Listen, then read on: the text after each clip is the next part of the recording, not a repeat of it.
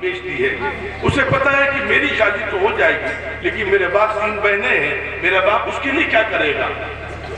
اب اس کا بس چلے تو وہ شادی سے انکار کر دے, کیونکہ وہ اپنے گھر میں اپنی ماں کو دیکھ رہی کتنی پریشان ہے, باپ کو دیکھ رہا ہے, دیکھ رہی کہ میرا باپ کتنا پریشان ہے, سودی قرض کی باتیں کر رہا ہے, ماں زیور بیچنے کی کوشش کر رہی ہے کسی طریقے سے میری بیٹی کا گھر آباد ہو جائے. آپ یقین جانیے جس لڑکی کے باپ کی, ماں کے, بھائی کے آنکھوں میں آپ نے آنسو دیے ہیں, اس کا بس چلے تو آپ کے گھر میں آگ لگا جائے. آپ اس سے خیر کی امید کریں گے, آپ کے گھر کو جنت بنائے گی وہ, اس کا بس چلے تو منہ میں ہاتھ ڈال کر کلیجہ نکال لیا کہ تم نے میرے باپ کی آنکھوں میں آنسو دیے تھے, تم نے میری بھائی کو, میری بہنوں کو, میری والدہ کو رلایا. وہ آگ لگاتی ہے گھر پہ آ کر کے, ٹھیک ہے شروع میں ٹھیک ہے تمہارا نظام ہے, آہستہ آہستہ اپنا نظام بناتی ہے. اس کے ذہن میں نفرت ہے سسرال والوں سے, سسر سے, شوہر سے, لیکن سماج کی مجبوری ہے اس لیے گزارا کر رہی ہے. لیکن جب موقع ملتا ہے تو اس کا انتقامی جذبہ بھڑک پڑتا ہے اور وہ انتقام لینے سے نہیں چوکتی. جو دیورانیوں کو, نندوں کو خوب سمجھاتی ہے, اچھا تمہیں دیکھنے آئی تھی, کو تمہیں کہہ رہی تھی یہ سوٹ بڑا ہلکا ہے, اب تمہارا موقع ہے تو میں بھی دیکھتی ہوں. پھر بھائی بھائی میں دوریاں پیدا کراتی ہے, بہنوں اور بھائیوں کو دور کر دیتی ہے, نفرتیں ڈلوا دیتی ہے. یہ سب ہوتا ہے, کیوں ہوتا ہے اور وہ کامیاب کیوں ہوتی ہے؟ بیج تو آپ نے ڈالا ہے, بیج چھو ڈالا. اسی لیے یاد رکھیے گا, جب علماء بیٹھے اس لیے بڑے اطمینان سے باتیں کر رہا ہوں. قرآن مجید میں ایک لفظ ہے, اس کے پس منظر میں بعض علماء نے لکھا ہے کہ جہیز حرام ہے. انما الخمر والمیسر, آگے کی آیت نہیں پڑھ رہا ہوں. میسر کہتے ہیں جوا کو, لیکن ہمارے علماء نے لکھا کہ میسر عربی کا لفظ ہے. آپ جب کوئی کام شروع کرتے ہیں تو دعا پڑھتے ہیں رب یسر ولا تعسر. یسر کے معنی آسان کرنا. میسر کہتے ہیں ہر وہ آمدنی, ہر وہ پیسہ جو بڑی آسانی سے بغیر محنت کے حاصل ہو جائے. جوئے میں یہی ہوتا ہے, 100 روپے لگائے تو 10,000 روپے آئے گے بغیر محنت کے. اسلام نے اس کو حرام قرار دیا ہے. اسی لفظ کے پس منظر میں بعض علماء نے لکھا ہے کیونکہ جہیز بھی بغیر محنت کے حاصل ہوتا ہے, اس لیے دنیا پر جہیز بھی مانگنا حرام ہے. چنانچہ میرے عزیزو یاد رکھو, 2 گزارشیں میں نے کی ہیں. آپ کو برات نہیں لے جانی ہے اور جہیز بالکل نہیں مانگنا ہے. اب کرنا کیا ہے, جہیز کی رسم سر کیسے رکیں گے اس کا بھی لاجک سمجھیے. میں نے شروع میں آپ کو بتلایا اسلام نظام دیتا ہے. ہمارے ایک پریشانی ہے, اللہ تعالیٰ حفاظت فرمائے, ہمارے لوگوں کو معلوم ہی نہیں ہے. اگر ہم یہ کہنا شروع کریں لڑکے والوں سے, بھیا مجھے اپنی بہن کی شادی کرنی ہے, میں جہیز نہیں دوں گا لیکن وراثت میں حصہ دوں گا, میں اپنی بہن کو, اپنی بیٹی کو وراثت میں حصہ دوں گا, تو اس سے 2 فائدے ہوں گے. ایک جہیز کی رسم بند ہو جائے گی, دوسرا ایک شریعت کا جو فریضہ ہے وہ انشاءاللہ ادا ہو جائے گا انشاءاللہ. یاد رکھیے گا, باپ کے مرنے کے بعد اس کی پراپرٹی میں صرف بھائی حصے دار نہیں ہیں, بہنیں بھی حصے دار ہیں, برابر کی حصے دار ہیں. مما قل او کثر, مال تھوڑا ہو تو حصے دار ہے, مال زیادہ ہو تو حصے دار ہے. گھر کے صرف پیسے نہیں بٹیں گے, باغات نہیں بٹیں گے, گھر کے برتن, بستر, دوسرے سامان تک میں بٹے گا, اور یہ وراثت تقسیم ہوں گی. اور اس کو اللہ نے قرآن میں فرمایا تلک حدود اللہ, یہ اللہ کا بنایا ہوا قانون ہے, اس کو تم توڑ نہیں سکتے. لیکن کتنے لوگ ہیں جو اپنی بیٹیوں کو, بہنوں کو حصہ دے رہے ہیں. حج ہو رہا ہے, عمرہ ہو رہا ہے, وظیفے ہو رہے ہیں, قرآن کی تلاوتیں ہیں, نماز کی پابندی ہے, دین کی باتیں ہیں, داڑیاں, سب کچھ ہے, لیکن پتہ چلا کہ بہن کو, بیٹی کو وراثت میں حصہ نہیں دیا. مال حرام ہے وہ. ہمارے یہاں بہنوں کا, بیٹیوں کا وراثت میں حصہ ہے. لوگوں کو بتاؤ, لوگ آنکھ پھاڑ کر کے دیکھتے ہیں. غیر مسلموں میں اب مسئلہ سمجھیے, وہاں جہیز اس وجہ سے ہے کہ وہاں بیٹی کا باپ کی جائیداد میں کوئی حصہ نہیں ہے, اور یہاں جہیز اس وجہ سے نہیں ہے کہ یہاں پر بیٹی کا باپ کی جائیداد میں حصہ ہے. چنانچہ اگر ہم ایک تیسرا کام یہ کریں گے انشاءاللہ کہ ہم اگر لوگوں سے کہیں گے بھائی ہم بیٹی کو وراثت میں حصہ دیں گے, اپنی بہن کو اس کی وراثت میں حصہ دیں گے, لیکن جہیز نہیں دیں گے, انشاءاللہ ہزاروں لوگ تیار ہو جائیں. اللہ کرے یہ 3 کام. چوتھا کام جو میری گزارش ہے, حضور پاک علیہ السلام نے فرمایا اللہ کے اس طریقے سے ہم کام کر لیں گے تو انشاءاللہ ہمارے حالات بہت جلدی درست ہو جائیں گے. یہ 3 4 5 گزارشیں لے کر آپ کے پاس آیا ہوں. اب تقریریں بہت ہو چکی ہیں, اور خاص طور پر یہ علاقہ مجھے لگتا ہے ہر ہفتے بیانات ہوتے ہیں, لیکن کوئی انقلاب اس لیے نہیں آ رہا ہے کہ ہم کوئی تبدیلی خود نہیں لا رہے ہیں. ہم خود کوئی ارادہ نہیں کر رہے ہیں، اسے جب تک ہم خود ارادہ نہیں کریں گے تبدیلیاں نہیں آئیں گی۔ ایک چوتھا کام سمجھ لیجیے، شادیوں کے میں اسلامی شادی رکھنا ہو، برات کو نہیں لے جانا ہے، جہیز نہیں لینا ہے، وراثت دینی ہے بہن کو، بیٹی کو، اس طریقے سے ہم کام کریں گے تو انشاءاللہ مسائل حل ہوں گے۔ چوتھا کام، آپ جب برات لے کر کے جاتے ہیں تو نکاح پنڈال میں ہو رہا ہے، اور نکاح میں ہمارے امام صاحب، قاضی صاحب، مولوی صاحب، مولانا صاحب ایک خطبہ پڑھتے ہیں۔ یہ خطبہ کیا ہے بھائی؟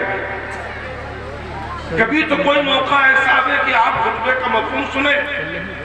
وہ تو ایسا محسوس ہوتا ہے کہ جیسے غیروں کے ہاں کچھ تنتر منتر، ایسے ہمارے یہاں تنتر منتر پڑھ دیا جاتا ہے۔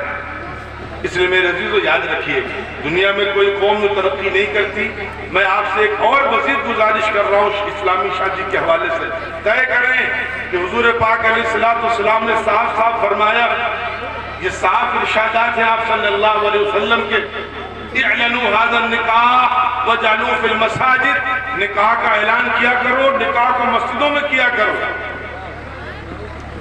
عیسائیوں کو آپ نے دیکھا ہے، وہ کتنے گئے گزرے ہیں، کتنے بے حیا ہیں، وہ الگ بحث ہے، لیکن مذہبی اعتبار سے ان کے آج بھی نظام ہے، کنگ فیملی کی بھی شادی ہوگی تو چرچ میں ہوگی، ان کا فادر، ان کا راہب، ان کا پادری وہ نکاح پڑھانے، شادی کرانے پنڈال میں نہیں جائے گا۔ پرنس بھی ہیں، گورنر ہیں، ان کے بیٹوں کی شادیاں ہیں، تمہیں چرچ جانا پڑے گا۔ اپنے مذہب کا احترام اس قدر باقی رکھا انہوں نے، اور ہم نے خود اس قدر مجروح کیا، اللہ حفاظت فرمائے، کہ مولوی صاحب بیچارے پہنچ گئے، اب وہ ادھر بیٹھے ہیں ادھر بیٹھے ہیں، انتظار کر رہے ہیں، ایک چھوٹا سا دفتر لیے، اور بعد میں لوگ ان کو طرح طرح کی الٹی سیدھی نظروں سے بھی دیکھ رہے ہیں۔ ہم نے مولوی کو اس قدر مجروح کیا کہ اس کی وجہ سے نکاح کی جو برکتیں تھیں سب ختم ہو گئی۔ چنانچہ میرے عزیزو ایک گزارش اور آپ سے اللہ کے واسطے، طے کریں کہ نکاح ہم مسجد میں کریں گے انشاءاللہ، اور نکاح جب مسجد میں کریں گے وہاں خطبہ نکاح پڑھا جائے گا، اور جب خطبہ نکاح پڑھا جائے گا تو اس کا خلاصہ بیان کیا جائے گا، اس میں بتایا جائے گا شوہر میاں کو کہ تم جو یہاں پر بیٹھے ہو، نکاح کرنے جا رہے ہو، کوئی بچوں کا کھیل تماشا نہیں ہے، قرآن نے کیا ارشادات دیے ہیں، اللہ نے کیا احکامات دیے، کچھ سمجھ چلو اس وقت تم جس کو لینے جا رہے ہو اس کو تمہیں کس طریقے سے رکھنا ہے، اس کے ساتھ کیسے زندگی گزارنی ہے، کچھ پتا تو چلے قرآن کی روشنی ہے۔ لیکن پتہ چلا کہ نکاح پنڈال میں ہو رہا ہے، مجھے تو نہیں یاد ہے کہ پنڈال میں کبھی کسی نے تقریر کی ہو اور وہاں لوگوں نے تقریر غور سے سنی ہو، اس لیے کہ لوگ تو دعوتوں میں، کافی میں، کھانے پینے ملجے ہوئے، آپ کا بیان کون سنے گا؟ اس لیے میرے عزیز ایک کام خدا کے واسطے اور وہ کام یہ کہ آپ نکاح کو آسان کریں گے اور نکاح مسجد میں کریں گے۔ یہ چند کام جتنی جلدی آپ شروع کریں گے، اللہ کی ذات سے قوی امید ہے کہ اتنی جلدی انشاءاللہ سماج سے برائی دور ہوگی۔ اب پانچویں بات، جو پیسے والے بیمار ہیں بیچارے، انہیں بیماری ہے کہ نہیں صاحب، ہمیں تو شادی دھوم دھام سے کرنی ہے، نام ہونا چاہیے، چلو بھائی نام والی بات سمجھ لو۔ ہمارے بڑوں نے دو ترتیبیں نکالی ہیں، جنہیں نام کا شوق ہے چلو نام کر لو، انشاءاللہ اس کی خرافات سے بچ جاؤ گے۔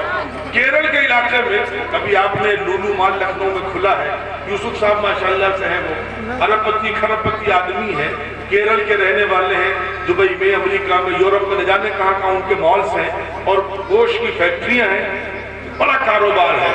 انہوں نے اپنے پوتوں پوتیوں کی شادیاں کی۔ میں پیسے والوں سے کہتا ہوں اس طریقے سے کرو، امبانی کی طرح مت کرو، یوسف صاحب کی طرح کرو۔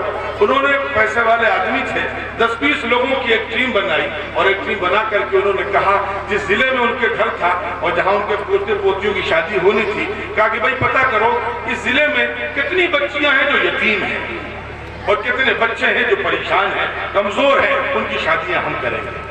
چنانچہ کئی 100 بچوں کی اپلیکیشنز آئی، اور سب کو بلایا، برات کے ساتھ بلایا، اور کئی ہزار لوگوں کا مجمع ہوا، سب کو کھانا کھلایا، اور ساری بچیوں کو رخصت کرتے وقت انہوں نے جہیز بھی تھوڑا موڑا دیا۔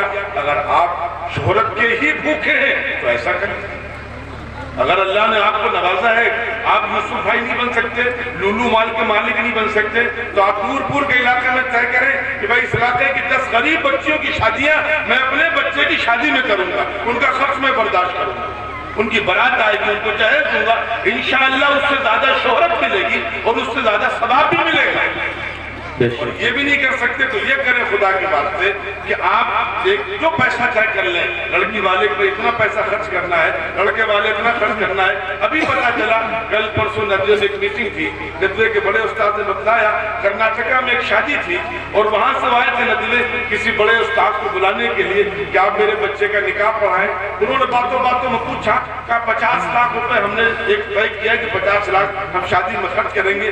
انہوں نے کہا ایک کام کرو، میں تمہارے بچے کا نکاح پڑھانے آؤں گا، بنگلور آؤں گا انشاءاللہ، ایک کام کر لو۔ کہا بتائیے حضرت؟ کہا کام یہ کرو شادی 5 لاکھ روپے کر لو اور 45 لاکھ روپے بچا کر کے کسی غریب علاقے میں اپنے اسی دولہا دلہن کے نام سے ایک غریب بچوں کے لیے اسکول کھول دو، تمہیں اس سے زیادہ شہرت ملے گی اور اس سے زیادہ اجر و ثواب بھی ملے گا۔ اللہ نے توفیق دی اور ان لوگوں نے طے کیا اور حضرت لکھنؤ سے گئے صرف نکاح پڑھانے کے لیے اور انہوں نے دکھلایا کہ مولانا آئیے دیکھیے میں نے یہ زمین خرید لی ہے اور وہ 45 لاکھ ہمیں یہاں خریدنے ہیں اور 5 لاکھ میں اپنے بچے کا نکاح کرنا ہے۔ اگر اس طریقے سے کرنا اس طریقے سے کرنا۔ باقی آپ نے کارڈ میں پیسے خرچ کیے ہیں، 200 روپے کے 400 روپے کے کارڈ بنوا رہے ہیں، آپ پنڈال لگا رہے ہیں، آتش بازیاں کر رہے ہیں، سجاوٹیں کر رہے ہیں، کون یاد کرے گا آپ کو؟ یہ دنیا دھوکے کا سامان ہے۔ آپ کے دروازے پر لوگ آئیں گے، آپ کا کھانا کھائیں گے، کھانے میں بیٹھ کر آپ کی برائی کریں گے، والے حرام ہے، رشوت لیتا ہے، سود لیتا ہے، آپ ہی کے گھر آ کر آپ ہی کے دسترخوان پر بیٹھ کر آپ ہی کے اپنا نوالا کھائیں گے، آپ ہی کی برائیاں کریں گے اور جب جائیں گے تو برائیاں کرتے ہوئے جائیں گے، چاول اچھا نہیں تھا، سالن میں نمک زیادہ تھا وغیرہ وغیرہ۔ ایسے لوگوں کو کھلا کر کیا ملے گا؟ آپ نہیں کھلائیں گے تو کوئی نقصان نہیں ہوگا۔ اس لیے میرے عزیزوں میرے بزرگوں، اگر 5 لوگوں کے ساتھ کورونا میں شادیاں ہو سکتی تو آج کیوں نہیں ہو سکتی؟ اس لیے خدا کے واسطے میں آپ سے گزارش کر رہا ہوں، حالات بہت خراب ہیں، خدا کی طرف جلدی سے لوٹ کر کے آؤ، خدا کی طرف واپس آؤ، اس لیے کہ دشمن کے منصوبے بہت خطرناک ہیں۔ اگر اللہ کی مدد نہیں آئی تو ہماری حفاظت کے سارے راستے بند ہیں۔ ہم سارے کام کہہ کر ایک مجلس میں آپ کے سامنے نہیں کہہ سکتے، لیکن آج میں نے ارادہ کیا چونکہ اصلاح معاشرہ کا بھی ایک عنوان تھا اس مجلس کا، اسی لیے میں نے شادی کے حوالے سے، اسلامی شادی کے حوالے سے آپ کی خدمت میں 4-5 گزارشیں رکھی ہیں، اس امید کے ساتھ کہ انشاءاللہ آپ اس پر سنجیدگی سے غور کریں گے اور انشاءاللہ کوئی نہ کوئی شخص کھڑا ہوگا جو شروعات کرے گا اور میں اس کو بشارت دیتا ہوں دنیا اگر ناراض ہو جائے تو ہو جائے، اللہ آپ سے ناراض نہیں ہوگا۔ کیا غم ہے اگر ساری خدائی ہے مخالف، کافی ہے اگر یہ خدا میرے لیے ہے۔ بس انہی چند باتوں اور گزارشوں کے ساتھ آپ سے رخصت ہوتا ہوں۔ اللہ تعالیٰ کہنے سننے زیادہ عمل کی توفیق دے۔ السلام علیکم ورحمۃ اللہ۔ ماشاءاللہ، جزاک اللہ۔